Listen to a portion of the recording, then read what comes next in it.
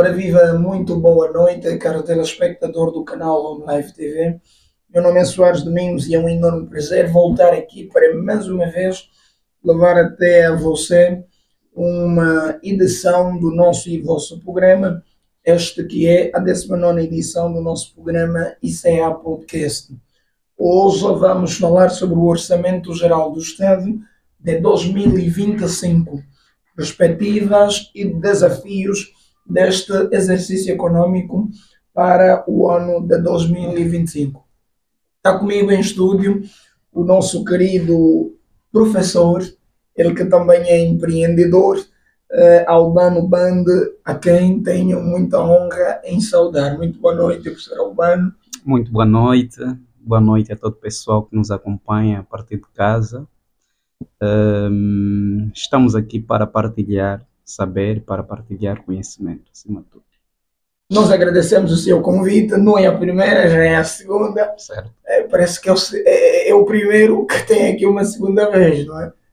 Não é o primeiro não, é o segundo que tem aqui uma segunda vez. Isso é um bom sinal, mostra que efetivamente estamos assim a nos familiarizar aqui com o espaço e efetivamente estamos também a construir uma relação sólida. Orçamento Geral do Estado é o nosso tema para hoje e gostava mais uma vez aqui de deixar patente que é de capital importância que você partilhe os links por formas a que mais pessoas se possam juntar aqui a nós. Hoje vamos procurar, em pouco mais de uma hora, levar até você todos os possíveis, todas as possíveis dúvidas em torno do Orçamento Geral do Estado para este ano de 2025. Para já, a começar a nossa conversa, eu gostava de perguntar aqui ao professor Albano o que se entende por Orçamento Geral do Estado. Hoje é o que é isso? Bem, hoje Orçamento Geral do Estado é um documento que prevê e autoriza as despesas e receitas do Estado num período econômico. E este período econômico é compreendido há um ano, no caso, né? Estamos a falar de tudo aquilo quanto o Estado poderá realizar durante este período econômico. Mas também é importante retermos o seguinte: o Orçamento Geral do Estado ela deve ser compreendida em duas naturezas. Ela tem uma natureza econômica, tem a natureza jurídica e tem a natureza política. A natureza econômica está relacionada com a gestão dos recursos que o Estado dispõe para atender às necessidades coletivas. E quando falamos de natureza jurídica, estamos a nos referir de que o Orçamento Geral do Estado é uma lei.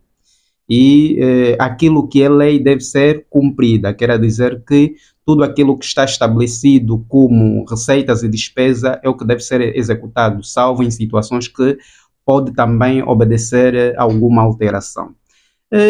Política, por quê? Porque está relacionada com a condução de uma polis, de uma sociedade, né? Porque esse instrumento é um instrumento também político, né? Porque uma minoria olha para os recursos para atender às necessidades de uma maioria. Muito obrigado, professor Albano. Mais uma vez eu gostava de dirigir a palavra a você que se juntou agora à nossa live, de formas a que possamos partilhar os links para mais pessoas então se juntarem aqui a nós. O professor Albano falou aqui da natureza que parece serem três, não é? Três formas de se compreender aqui o Orçamento Geral do Estado. Eu acho que aqui a nossa abordagem tem que ver como um instrumento econômico, sobretudo, mas aqui sem desprimor aquilo que é então a natureza política também do próprio documento, que por si só é também uma lei, não é? Uma lei. Agora, eu gostava de saber qual é a lei então que aprova aqui esse nosso Orçamento Geral do Estado 2025, só para nos situarmos aqui do ponto de vista jurídico. Antes de mais, gostaria de fazer uma abordagem relacionada com a preparação desse instrumento jurídico, que acho que é importante, é sempre importante fazermos essa abordagem. Existem fases que conduzem ao Orçamento Geral do Estado. A elaboração do mesmo Orçamento Geral do Estado obedece a algumas fases. Estamos a falar da fase de preparação do Orçamento Geral do Estado, que é a fase onde todos os órgãos do Estado vão fazer uma previsão daquilo que serão as suas receitas e despesas. Depois temos a fase de aprovação. Nesta fase é uma fase onde vai se discutir o próprio Orçamento Geral do Estado na especialidade e na generalidade, e depois vai se dar a devida aprovação do mesmo orçamento em Assembleia Nacional.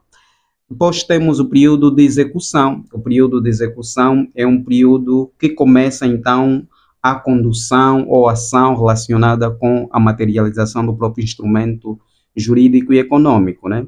Depois tem a fase de prestação de conta, que é uma fase onde se analisa o que realmente já se fez, o que tem para ser feito, e se vai buscar as bases, se realmente está a ser concretizado aquilo que foi planificado. Depois tem a fase de fiscalização, que está relacionada com as prestações de conta, onde os organismos do Estado poderão efetuar através também do Tribunal de Contas.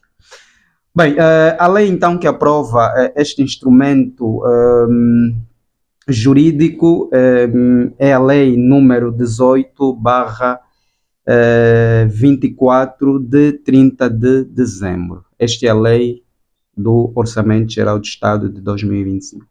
Muito obrigado, Sr. Albano. E falou aí de um conjunto de etapas por que deve passar o Orçamento Geral do Estado. Acha que nós temos passado por essas mesmas etapas do ponto de vista prático? Ou isso não passa de algo escrito? Temos praticidade a esse nível? O Tribunal de Contas tem alguma palavra a dizer? Não, realmente, tem-se vivenciado isso. Não temos como não vivenciar isso, porque esse instrumento, pese embora que podemos até não ter aquele processo de forma, como é que eu posso dizer, mais partilhada, mas ela em si é materializada e conduzida, né? Só para dizer, por exemplo, nós estamos na fase de execução do Orçamento Geral do Estado, e essa fase de execução do Orçamento Geral do Estado começa propriamente agora, né? Começou no dia 1 de dezembro, e naquilo que as fases, essa fase começa propriamente no primeiro dia do ano. Então, a partir daí começa a materialização do Orçamento Geral do Estado. E o período de aprovação, por exemplo, é um período que antecede o período econômico. Estamos a falar entre os meses de outubro, novembro, dezembro. É nesta fase onde se analisa o próprio Orçamento Geral do Estado e depois se aprova na generalidade o próprio Orçamento Geral do Estado. E lógico que o Estado angolano tem feito, cumprindo esses timing das fases de execução do próprio Orçamento Geral do Estado. Não só a fase de execução, né, mas as fases que compreendem o próprio Orçamento Geral do Estado. Este documento, segundo vimos também a nível daquilo que nós lemos, acaba por trazer um conjunto de alterações melhor, a um conjunto de leis económicas que nós temos aqui a nível do país, como é o caso da alteração ao Código do Imposto sobre o Rendimento do Trabalho. Como vê essas alterações e se poderia, se calhar, nos fazer saber melhor as alterações em torno do IRT que essa nova lei traz aqui para os angolanos? Bem, antes de ir nas alterações, porque as alterações vão nos levar a algum tempo, né? Vamos só fazer uma síntese daquilo que é a nova proposta orçamental do ano de 2025. Bem, o nosso orçamento geral deste ano é de 34,63 bilhões de kwanzas. Esse é o orçamento geral de 2025. Diferente do orçamento passado, né, nós notamos que houve um crescimento aqui de 40% do orçamento, quer dizer, o nosso orçamento engordou um pouquinho mais, tendo em conta também aquilo que são os objetivos do próprio governo angolano. Bem, olhando para aquilo que nós sabemos que a principal fonte de receita do nosso país é o petróleo. E o Orçamento Geral do Estado é elaborado tendo em conta também o próprio petróleo, né? Então, no ano passado foi elaborado o Orçamento Geral do Estado com um preço do petróleo de 65 dólares. Mas para este ano estamos a falar de um preço médio de 70 dólares. E nós sabemos que a produção, também temos uma produção média diária que vai de 1.098 barris de petróleo. Então, esses 1.098 barris de petróleo é a produção diária que o nosso país, em média, poderá obter durante este exercício econômico.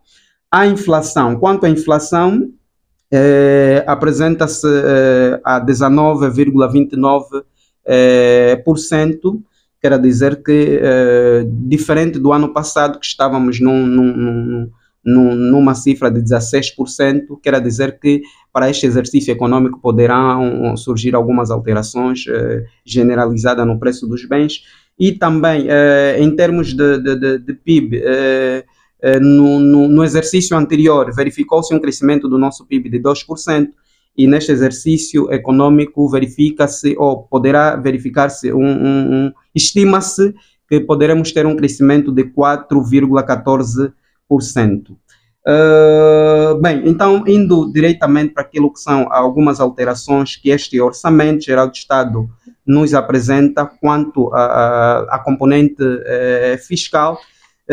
Falou sobretudo do IRT. Bem, quais as alterações obtidas através do IRT para este período econômico? O que é o IRT? Na verdade, o IRT é um tributo que incide sobre os rendimentos por conta própria e os rendimentos por conta de outrem. Para toda a faturação, todos aqueles que obtenham uma faturação, todas aquelas instituições que obtêm, por exemplo, uma faturação de 10 milhões de kwanza e tenham uma contabilidade organizada, devem, para este exercício econômico, poderão ser taxados para o IRT 6,5%. Quer dizer, elas poderão pagar 6,5%. Em comparação com o ano passado, isso decresce ou cresce? Em comparação ao ano passado, realmente que houve uma ligeira diminuição naquilo que é a própria taxa de IRT. E também para dizer que quanto àquelas instituições ou àqueles sujeitos que dedicam-se às atividades agrícola, silvícola, pecuária, pescatória e outras atividades que tenham uma faturação que exceda aos 10 milhões de kwanza, nelas é tributada 10%. Quanto às isenções, né, estamos a falar de todas aquelas que detêm uma faturação de 100 mil kwanzas, realmente estão isentas do pagamento do IRT.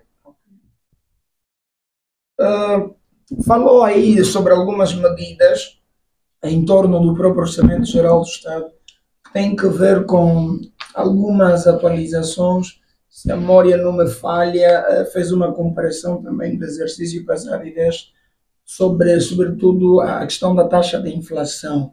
Parece que a taxa de inflação para esse ano, para esse exercício econômico, tende a fazer com que haja uma redução no preço dos bens e serviços ou uma tendência de aumentar o preço dos bens e serviços. Não, a tendência é aumentar, né? Essa inflação mostra-nos um aumento dos preços de bens e serviços. Mas também faz parte deste Orçamento Geral do Estado e consta deste Orçamento Geral do Estado uma potencialização naquilo que é a renda das famílias. Estou a falar propriamente, prevê este Orçamento Geral do Estado um aumento gradual de 25% para o salário dos funcionários públicos.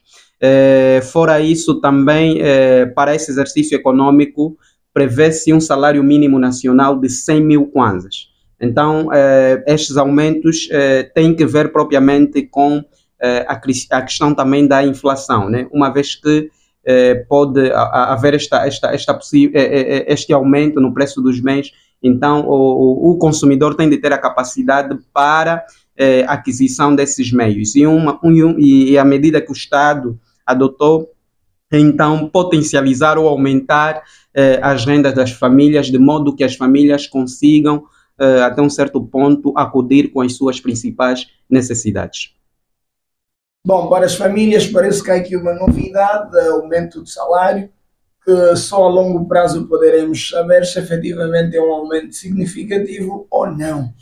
Vou mais uma vez estender o convite a você que nos acompanha lá em casa. Por favor, vamos partilhar os links para que mais pessoas se possam juntar aqui à nossa live. O Orçamento Geral do Estado é o nosso assunto para hoje e seria um enorme prazer contar com um carinho da vossa audiência.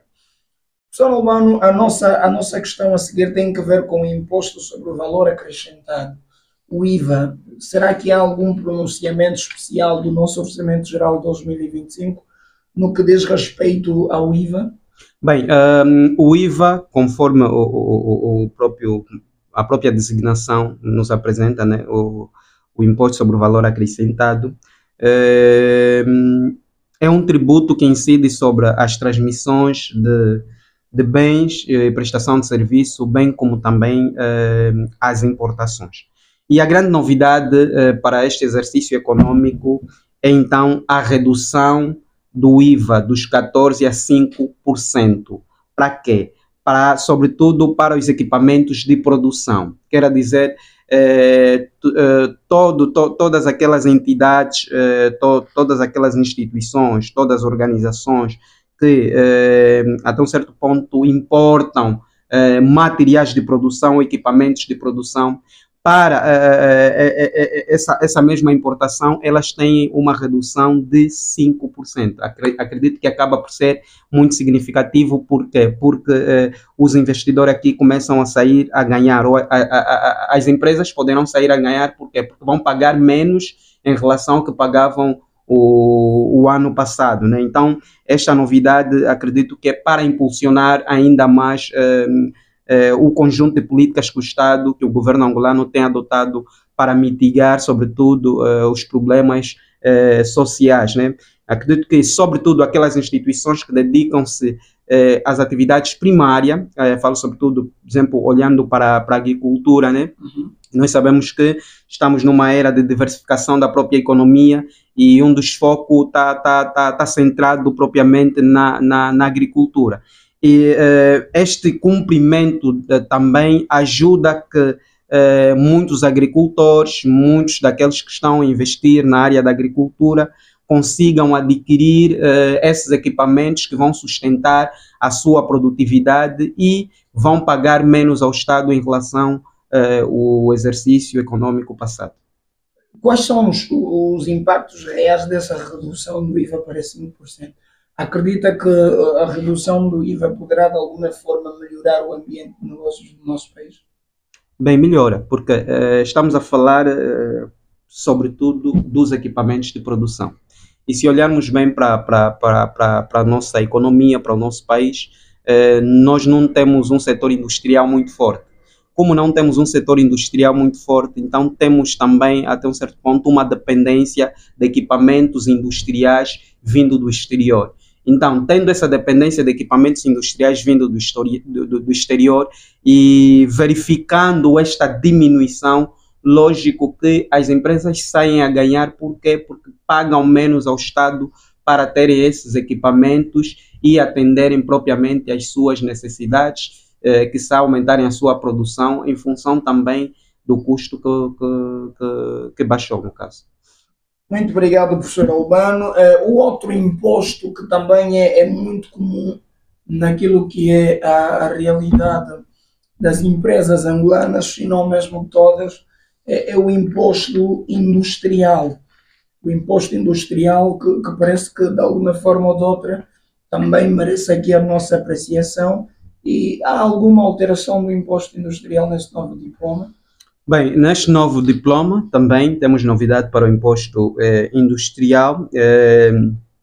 Para esse imposto industrial, que é um imposto que está relacionado com os lucros obtidos pelas instituições durante um exercício econômico, durante a sua atividade, pode ser comercial ou industrial. Nesta alteração deste diploma está sobretudo na neutralização de variações patrimoniais, né? Estamos a falar dos ativos que as instituições obtêm, os imobilizados corpóreos e incorpóreos, os investimentos que não farão parte da matéria coletável, quer dizer, não farão parte daquilo que o Estado poderá olhar para poder taxar aquilo que é o imposto industrial. Então, sendo assim, todas aquelas instituições que fazem parte, todos aqueles sujeitos que fazem parte, todos aqueles contribuintes que fazem parte do regime geral e simplificado nas declarações, elas poderão fazer as suas declarações por via eletrônica. Esse também é um passo que o governo deu. Mesmo aquelas que não têm capacidade de fazer essas declarações, podem dirigir-se até a AGT para fazerem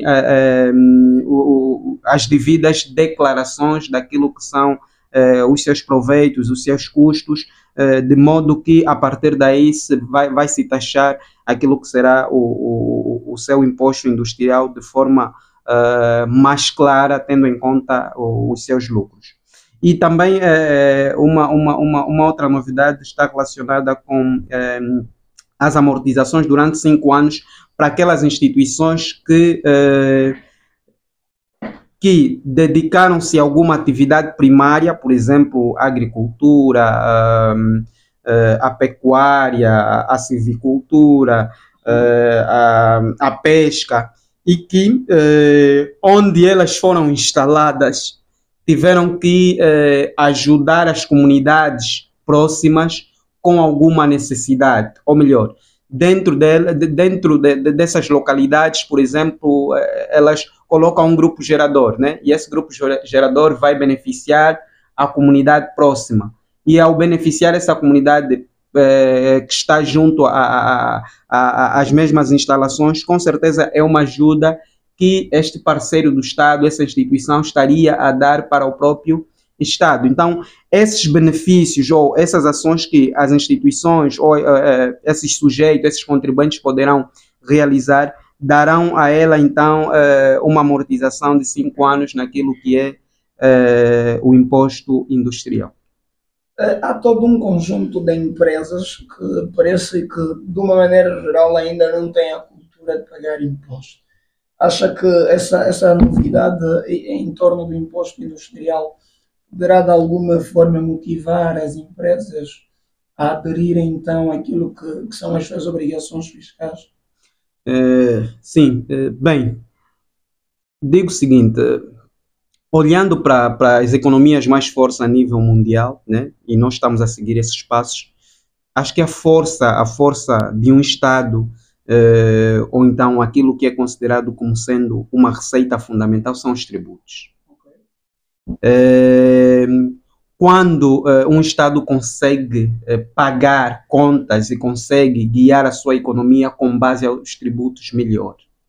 Então, se as políticas fiscais, as políticas dos Estados adotadas, sobretudo, para os tributos serem efetivadas, não temos muitas fugas aos fiscos, muitas instituições que não pagam imposto, se a maior parte das instituições começarem a se formalizar e pagarem ao Estado o que devem pagar ao Estado, com certeza a nossa economia sai a ganhar, porque o Estado consegue até um certo ponto arrecadar mais dos impostos e não ter uma dependência total do petróleo, porque nós precisamos mesmo de diversificar e olhar para o imposto como sendo uma prioridade para o nosso crescimento econômico, porque em muitos dos países o imposto é a principal fonte de renda desses estados e elas conseguem sobreviver através dos impostos. Então, é fundamental também para a nossa economia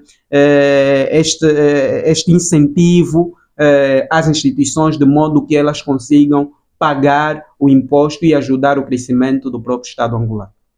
Muito obrigado, professor Albano. Mais uma vez dirijo-me a você que está lá em casa a nos acompanhar. Nós estamos aqui a abordar o Orçamento Geral do Estado de 2025. Este que traz aqui um conjunto de alterações e novidades para o exercício econômico de 2025. Professor Albano, eu gostava agora que fizesse aqui uma abordagem um tanto quanto genérica de como estará dividido por setores o nosso Orçamento Geral do Estado. Nós temos aqui alguns setores, como é o setor social, o setor, enfim. Eu penso que está bem mais esclarecido nessas matérias do que eu, para nos dizer então como é que de uma maneira simplificada estará distribuído, estará dividido o nosso Orçamento Geral do Estado. Bem, quanto a olhar para aquilo que são as nossas receitas, vamos ver que as receitas petrolíferas estima-se 10,85 bilhões de kwanza para a receita. Estamos ainda a falar de receita.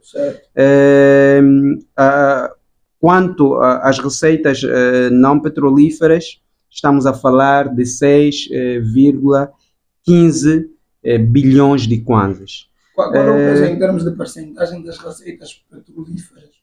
Bem, nas receitas petrolíferas estamos a falar de 12% e nas receitas não petrolíferas estamos a falar de 7%.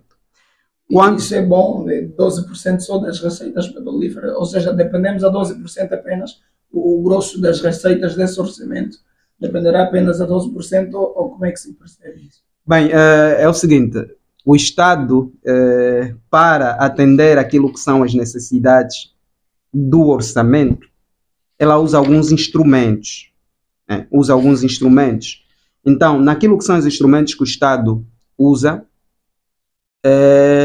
olhando pela principal fonte, que é o petróleo, ela tem uma estimativa do que poderá arrecadar. Mas o Estado não depende somente do petróleo. Já falamos anteriormente dos impostos, dos tributos. Os tributos devem ser fortificados, de modo que consigamos uma taxa mais alta nos tributos para a redução naquilo que é as questões que advêm do petróleo.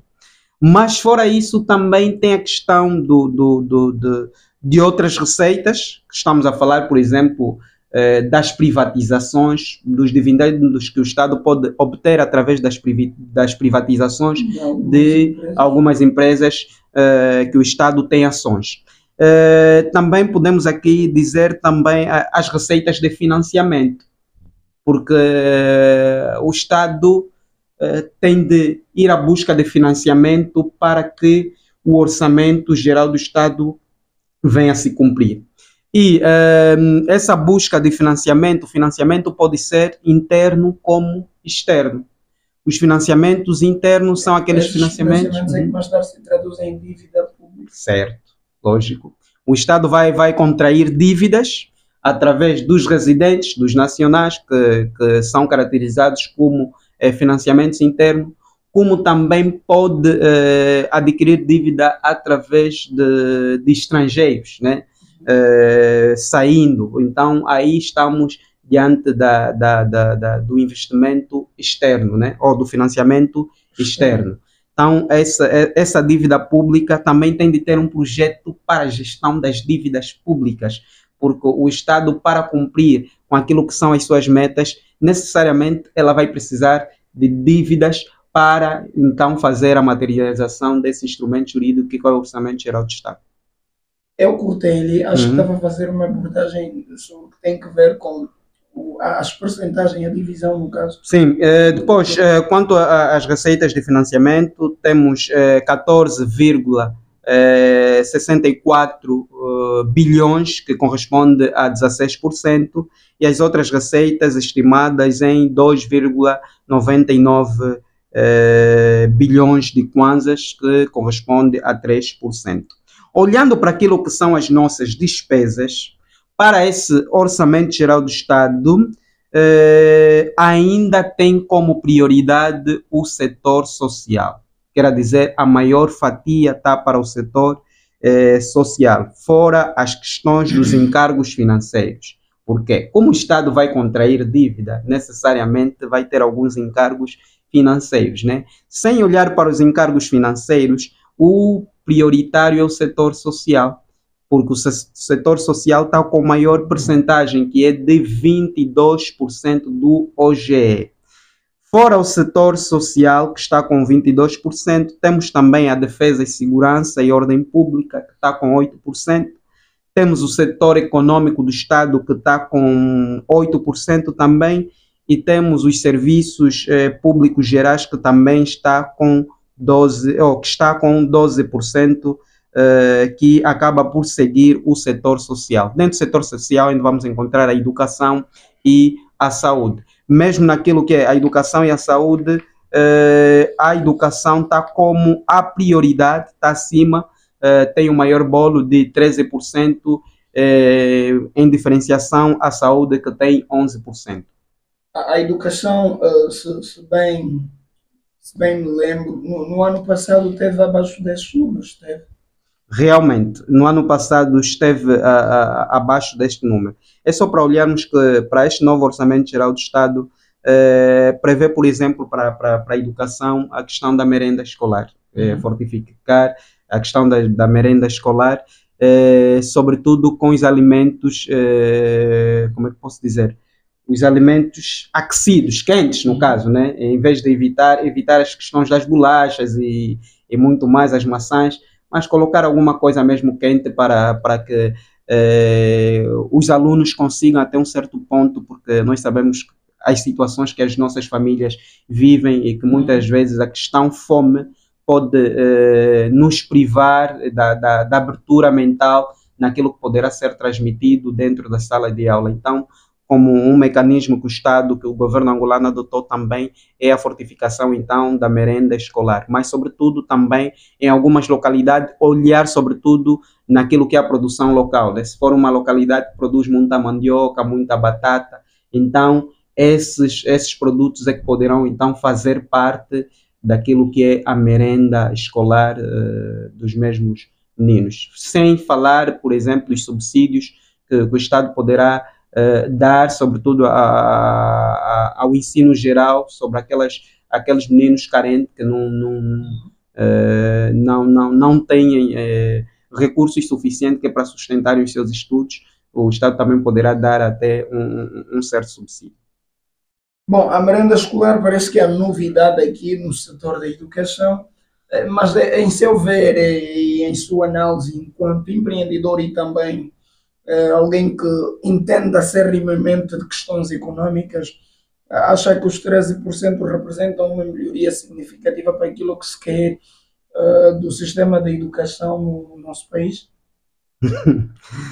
Bem, suficiente num todo não diríamos, mas os recursos são escassos e entendendo a escassez dos recursos em si, então não temos como fazer tudo, mas com aquilo que podemos vamos fazer. Então o Estado angolano vai adotar medidas mediante as possibilidades e acredito que os investimentos seriam maiores, né?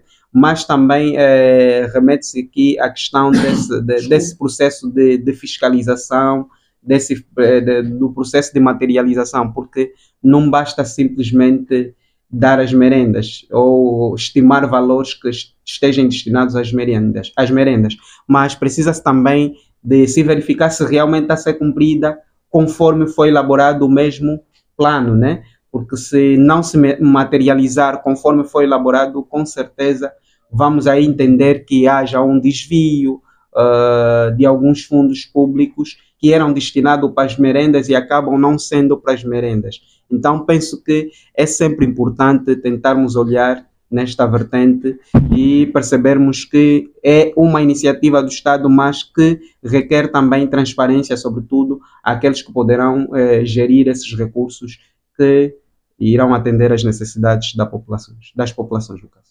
Muito obrigado, professor Albano, por responder atentamente a nossa questão. Eu vou mais uma vez estender o convite a você que está lá em casa, que nos acompanhe e, por favor, partilhe os links para que mais pessoas se possam juntar aqui a nós. Eu gostava de endereçar aqui os votos de feliz aniversário a um telespectador fiel da Home Live TV, o Mateus Sabino, ele que é um amigo e também companheiro fiel deste canal, completou mais um ano de vida hoje. A você, companheiro, um feliz aniversário, feliz primavera. Nós estamos aqui a abordar o Orçamento Geral do Estado e, como dissemos, estamos aqui a contar com você do outro lado, por formas a que participe e deixe ficar todas as possíveis inquietações que tiver relativamente ao Orçamento Geral do Estado. O setor da saúde, segundo o professor Albano, é o outro contemplado dentro do setor social, onde temos ali uma fatia de 22%, o setor da saúde com 11%.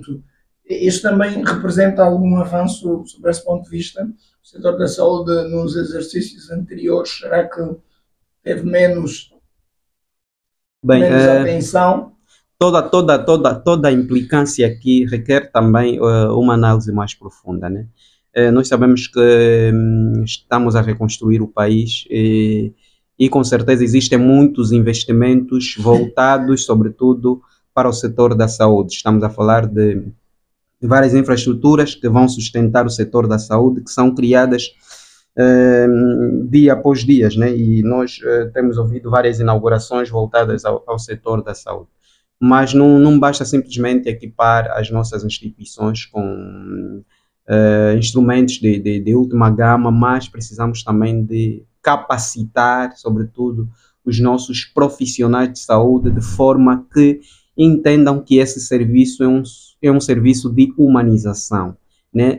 Porque os grandes problemas sociais e, sobretudo, os grandes problemas que temos verificado nas nossas unidades sanitárias, nos nossos hospitais, tem que ver com esse sentido humano, né? Nós precisamos de desviarmos aquilo que poderia atender às necessidades coletivas para uma satisfação individual. Verifica-se, até um certo ponto, muitos gestores hospitalares que tendem a fazer esse desvio de recursos ou de equipamentos que poderiam atender às necessidades de uma determinada unidade hospitalar para um benefício próprio, né? Hoje não consegue se entender como é que um hospital recém-inaugurado, tu vais para lá e não consegues fazer todas as análises e és indicado para um posto médico, algum local que esteja aí próximo ao mesmo hospital público que é para fazeres algumas análises.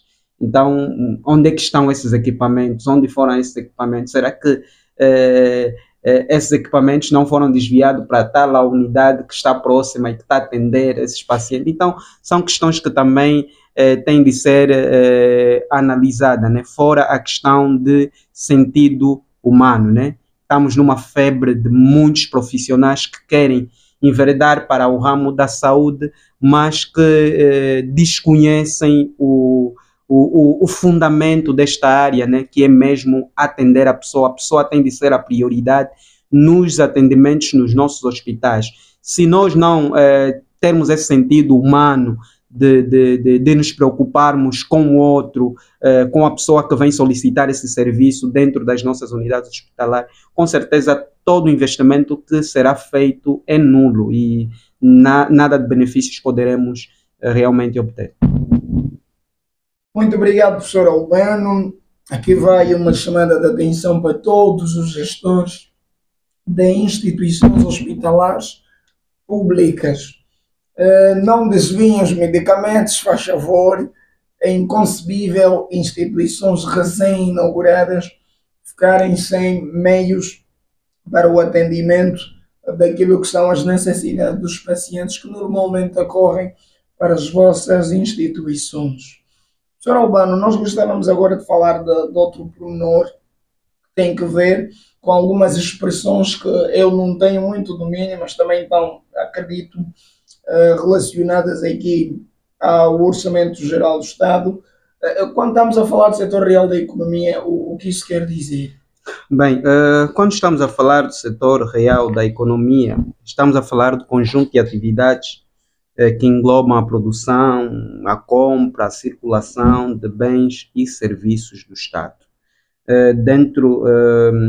Se nós olharmos para o próprio setor real da economia, poderemos ver a produção do Estado. Quer dizer, o Estado em si também produz. Só de olharmos que a nossa principal fonte de receita é o petróleo, graças a uma produção. E nós temos a Sonangol aí a fazer o seu trabalho, e realmente existem outras e muitas instituições do Estado que estão aí para produzir e para, até um certo ponto, atenderem aquilo que são as necessidades das populações. Então, o setor real da economia está englobando todos esses setores, né? Tem que ver com a produção, a compra, a circulação de bens e serviços no nosso país, né? Só de vermos, por exemplo, todos os investimentos que o Estado vai traçando, que está relacionado com a facilidade em termos de mobilidade para os municípios e as províncias e muito mais, tudo isso também faz parte daquilo que é o setor real da economia. Muito obrigado, professor Albano. Outro aspecto que tem que ver também com o Orçamento Geral do Estado são as previsões e as políticas macroeconómicas.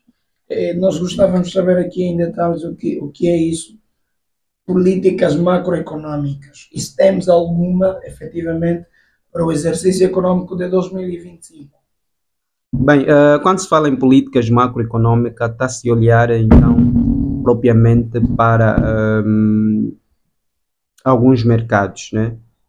Estamos a falar, sobretudo, do mercado de trabalho, estamos a falar do mercado de produção, estamos a falar do mercado monetário, estamos a falar do mercado cambial, estamos a falar da economia num cômputo geral. Então, as políticas macroeconómicas, dentro das políticas macroeconómicas, podemos, por exemplo, encontrar a questão, a inflação faz parte, né? É um dos fatores macroeconómicos. E, por exemplo, o Estado angolano tem de usar política, e usa, né? Tem se esforçado, no caso, a usar políticas que trazem, por exemplo, a redução da inflação em um dígito. Por exemplo, a nossa inflação já está em 2 dígitos, estamos a falar em 16, 19 e sucessivamente. Mas que tal o Estado se esforçar um pouquinho mais, né? Fortificar um pouquinho mais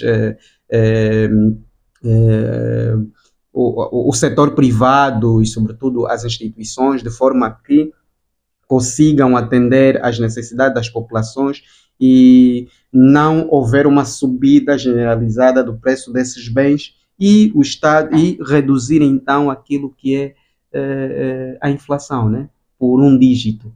Por exemplo, vamos falar de uma inflação de 9%, de 7%, de 2%. Acredito que se nós caminharmos para este passo, seria assim então uma política macroeconômica desenhada pelo próprio Estado. Também podemos falar aqui de o Estado obter saldos orçamentais correntes positivos, né? Também é considerado como sendo uma política macroeconômica. Temos a questão de assegurar a estabilidade cambial e esvaziar o mercado paralelo. Por exemplo, o Estado tem que procurar mecanismo de assegurar a estabilidade cambial. Nós sabemos que dia após dia o mercado cambial mostra-nos a desvalorização do nosso Kwanza em virtude de moedas estrangeiras, sobretudo do dólar e do euro. Então, se o Estado conseguir assegurar essa estabilidade cambial, melhor. E, sobretudo, retirar esvaziar no setor paralelos, né, tirar o valor, não deixar essa dependência para o informal, né, as quinglas, né, que Hoje trocam ainda há sim, muita dependência. realmente. E parece que também, não só fazendo parte, acho que algumas instituições entendem que, estando no setor paralelo, existem pessoas que se beneficiam com essa atividade, né? Ok. E aí, então, há algumas dependências também bancárias entendem aplicar os seus valores Nas para o quinglas. mercado paralelo em relação propriamente para o formal. Mas o que é que o mercado informal poderia oferecer que o formal não oferece? Como assim? Não percebi a questão. Por exemplo, as instituições bancárias, não é? Em colocarem os seus ativos lá para o mercado informal, as quinglas. O que é que eles vão lá procurar que não têm no mercado formal? Que é entre os próprios bancos, quero eu pensar. Não, porque o mercado informal trabalha também tendo em conta a questão da procura e da oferta. Ok. Vejamos que a taxa de câmbio da compra do dólar, o Estado pode ditar, né? Em função da economia, pode estar a um certo preço, mas indo para o mercado informal, o preço pode ser alterado mediante as mesmas tendências, solicitações, a procura da mesma divisa. Então, essa procura pode fazer com que se venda mais a um preço mais alto em relação à própria banca a disponibilizar esse valor. Quer dizer, acaba por ter mais lucro colocando no setor informal do que estando no setor formal. Como toda a economia capitalista, o lucro é o fim último. Certo. Então, sob esse ponto de vista, não sei se devíamos censurar os bancários ou se devíamos aqui dar props aos bancários. Mas, em todo caso, é uma conduta que muito também afeta aquilo que é a estabilidade da própria economia. Certo. Bem, um gesto inocente, provavelmente não, mas é um gesto que tem beliscado e, de alguma forma, aquilo que é a qualidade da nossa economia. Por favor, instituições bancárias, vamos adotar aquilo que é a alteração de divisas através dos meios adequados, por formas a que criamos aqui um ambiente econômico mais saudável e benéfico para todos nós. Tem outro pormenor aqui que nós gostávamos de ouvir assim mesmo já a caminhar para o finalzinho da nossa entrevista. Estamos com 57 e quase uma hora de programa, como havíamos prometido. O setor da defesa e segurança nacional é também um dos setores que muito tem sido beneficiado. Gostávamos aqui que nos lembrasse, por favor, qual é a percentagem do Orçamento Geral do Estado de 2025 para o setor da defesa. Bem, para o setor da defesa e segurança temos 8%. 8%. Isso reduz em comparação com o exercício passado? Acho que a memória me foge a questão do exercício passado, mas penso que houve uma redução. Mas é para clarificar aqui alguma coisa relacionada ao PSI, se olharmos muito bem, temos mais tendência hoje, né, o Estado angolano, acho que devemos olhar, o Estado deve abrir-se mais e permitir mais iniciativas privadas, né? Mais iniciativas privadas do que hoje, quando nós ouvimos falar de questões relacionadas com empregabilidade, hoje quase todo mundo olha para o Estado como sendo a entidade que vai empregar, né? Estamos a falar sobretudo no setor da saúde, estamos a falar no setor da educação. Se vermos, durante esses 3 anos foram concursos públicos atrás de concursos públicos. E estamos a ver também muitas pessoas a entrarem, sobretudo, para o setor da defesa e segurança, como sendo o meio pela qual vão sustentar as suas vidas, né? Reconhecemos que a vida está difícil. Mas também existem nesses órgãos sobretudo no setor da defesa, pessoas que ficam sem alguma atividade muito mais ativa. E o governo angolano poderia olhar para essa questão e talvez capacitar, ou então o próprio setor da defesa criar instrumentos ou criar outros investimentos que visam, sobretudo, ocupar alguns dos seus efetivos em algumas causas para o crescimento daquilo que é a nossa economia. Que tal uma indústria que possa estar a fabricar algum bem e que vai beneficiar a sociedade angolana, porque não estamos em momento de guerra civil, né? E verificamos muitos soldados e pessoas que trabalham no Ministério da Defesa, sobretudo militares, que até um certo ponto ficam quase sem fazer alguma coisa nas unidades. Então seria bom também se essas pessoas fossem ocupadas com outras questões, né? Não estamos a dizer num todo, mas seria bom que essas pessoas tivessem alguma ocupação para ver se consigamos até um certo ponto potencializar, porque senão o nosso Estado vai gastar muito mais com os pagamentos de salário e depois ficamos privatizados nisso e sem olhar para as outras questões que são os investimentos privados, porque precisamos de investir no privado e precisamos de dar oportunidades aos jovens que têm iniciativa de fazer crescer esse país, Angola, não somente olhar para a camisola que ele carrega, mas olhar sobretudo pelo seu potencial, porque precisamos de dar oportunidade às pessoas, porque existem muitas pessoas com essa força, com essa disponibilidade de ajudar o crescimento deste país que é Angola. Muito obrigado, professor Albano, muito obrigado pela resposta excelente que nos deu. E assim mesmo, já a terminar, eu gostava que nos dissesse o que a sociedade angolana pode esperar de uma maneira geral deste novo Orçamento Geral do Estado. Bem, é um desafio, né?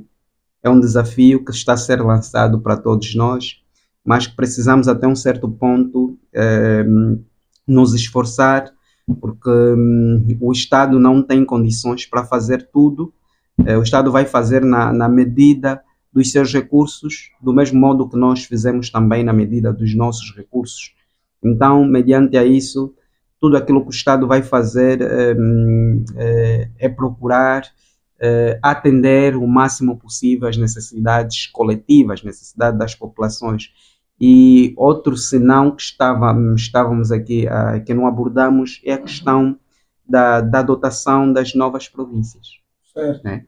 Quer dizer que hoje também o nosso orçamento engordou um pouquinho, por conta também dessas novas províncias que surgiram, né? No caso do Icolibem, o Mochico Leste e o Quando, né? Que fazem parte dessa nova divisão administrativa. Com certeza o Estado vai ter de gastar para criação daquilo que são algumas estruturas que poderão atender às necessidades das populações dessas novas províncias que realmente foram criadas. Então, mais gastos que o Estado vai fazer e que está relacionado propriamente aos serviços públicos gerais. Então, precisamos, de um modo geral, nos potencializarmos e atendermos que, independentemente das políticas que o Estado vai criar, nós também devemos nos reinventar e devemos acreditar de que aquilo que o Estado prevê e tem para nos atender tem que ver com aquilo que o Estado também dispõe. Mas vamos esperar que tudo aquilo que foi traçado venha a se cumprir e atenda realmente os anseios das instituições privadas, de nós os particulares, sobretudo, e que, sobretudo, as questões relacionadas àquelas necessidades fundamentais. Estamos a falar da questão da água, né? Precisamos de ver essa questão da água no nosso país, que é uma situação mesmo lamentável, né? E para abrir o ano com essa questão da cólera e muito mais, então são questões que nós devemos mesmo olhar com um olho mais profundo, no caso. Passo pelo Nacho. Com olhos de ver, com olhos profundos, essa então a recomendação final do professor Albano, nosso convidado para hoje. onde abordamos a questão do Orçamento Geral do Estado 2025, perspectivas e desafios. Sr. Albano, eu vou-lhe convidar agora a mandar as suas saudações ao pessoal, se de alguma forma te ver, e também qualquer uma outra mensagem que queira aqui deixar antes de terminarmos lá em casa com os nossos telespectadores. Tá. Bem, agradecer o convite feito pela Sede Digital, né? Muito obrigado e esperamos voltar a casa, né? E partilhar um pouco que a gente sabe com o pessoal que está aí, que está sempre presente, sempre atento. Estamos numa era digital forte e precisamos de inovar e acredito que é um projeto inovador. Então, parabéns por isso, todo sucesso e com certeza estamos aqui para também caminharmos com vocês de forma a alcançarem aquilo que são os objetivos.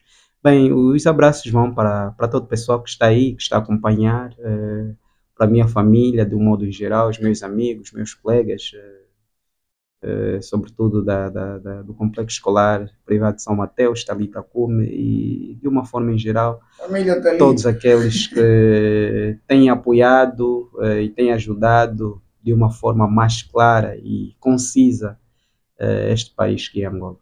Aquele abraço. Nós agradecemos, professor Albano, o meu muito obrigado a si também por nos ter aceito mais uma vez. Vezes nos convocamos tarde, mas tem sempre essa boa disposição para aqui vir partilhar conosco um pouco do seu conhecimento. O meu muito obrigado é também para você que nos acompanhou hoje. Muito obrigado pelo carinho da sua audiência e muito obrigado por se manter deste lado. O Orçamento Geral do Estado foi o assunto da nossa conversa aqui hoje. E, como sabe, nós prometemos voltar aqui para mais outras edições desse nosso e vosso programa, ICEAB Podcast. O meu nome é Soares Domingos e foi um enorme prazer levar até a você conhecimento de qualidade. Mas, como é tradição, nós nunca terminamos sem, efetivamente, o nosso ditado, não é? Que é ser digital e movemos-te para o futuro. Vou convidar o meu convidado, passo o pleonasmo, a repetir aqui conosco então o nosso grito de força. Ele já é de casa, com certeza, que saberá me responder tão logo eu diga ser digital. Podemos, professor? Podemos, mas acabei de esquecer. Faça só recordar. Ser digital, movemos-te para o futuro. Certo. Eu digo ser digital e vai ter que dizer apenas movemos-te para o futuro. Podemos? Podemos. Maravilha. Sede Digital. Movemos-te para o futuro. Muito obrigado a você também lá em casa e até uma próxima oportunidade. Obrigado.